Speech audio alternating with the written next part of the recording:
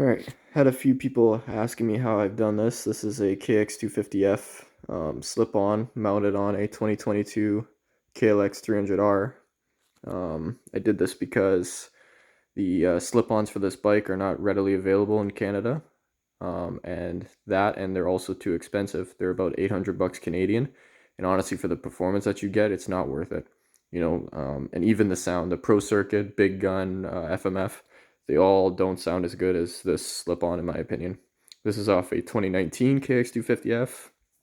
I'll show you how I have it mounted up here. This is just a small piece of steel, about 4 inches in length. You can make yours look better than this. I just did it with what I had laying around. Two 13mm bolts mounted here and here, nut and bolted. In order to use a 13mm bolt, you'll have to drill out a spot on the frame here, this little spot, just to put the bolt through, otherwise it won't fit through.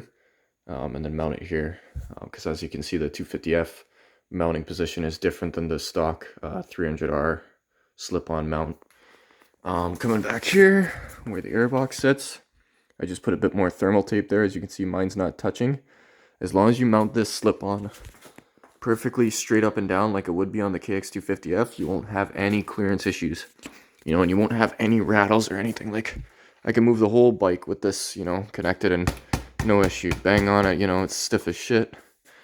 In terms of clamping the header to the slip-on here, this is a 1.75 inch OD narrowband clamp. You can get these on Amazon from a company called Evil Energy.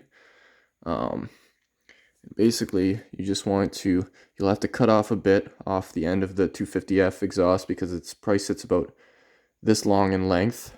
So it'll go way over, the stock header. So you have to cut some off.